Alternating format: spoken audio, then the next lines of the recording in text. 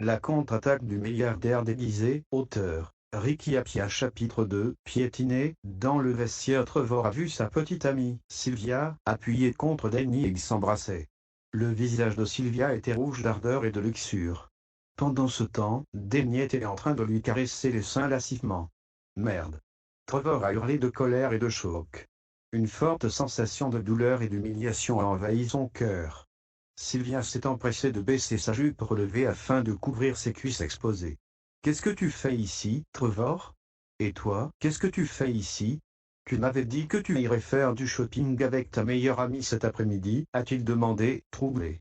Sylvia, je sais que tu es trop bien pour un pauvre comme moi, mais tu ne devrais pas sortir avec quelqu'un comme lui. Tu n'as pas idée de combien de filles qu'il a couché avec, a poursuivi Trevor, les yeux rouges de colère. Il avait travaillé sans relâche juste pour acheter à Sylvia son cadeau d'anniversaire. Malheureusement, sa petite amie l'a finalement trompé. C'était inacceptable.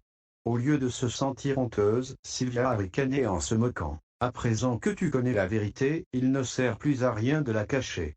Tu crois que je voudrais être avec un pauvre gars comme toi? Dommage, mais notre relation n'était rien d'autre qu'un pari avec mes amis. Je ne m'attendais pas à ce que tu le prennes au sérieux. Mais je t'aime Sylvia, a répondu Trevor, sincèrement. Ton amour ne vaut rien à mes yeux. Je voulais le dernier iPhone, mais tu m'as dit que je devais attendre un mois. Tu fais pitié. Danny ne m'a pas non seulement acheté le dernier iPhone, mais m'a aussi offert un sac Louis Vuitton. Danny, regardant le colis dans la main de Trevor, s'est levé et a ri. Merde, Bernard est doué pour ça. Je lui ai demandé de me chercher un collier et il t'a envoyé. Intéressant, c'est vraiment intéressant. Les mains de Trevor se sont serrées en poing pendant que Danny parlait. Bernard lui a joué un sale tour. Soudainement, Danny a jeté un billet de $50 à Trevor en se moquant. Pauvre Trevor. Tu penses pouvoir coucher avec Sylvia? Écoute bien, cela n'arrivera jamais. Voici $50. Ça suffira pour te trouver une vieille prostituée, Pecno. Danny, je vais te tuer, sale connard. Ne supportant plus les railleries, Trevor s'est précipité vers Danny comme un taureau enragé. Comment oses-tu m'affronter? Danny a donné un coup de poing à Trevor, le renversant. Danny faisait plus d'1,90 m. Et en tant que leader de l'équipe de basket, il était habile et musclé.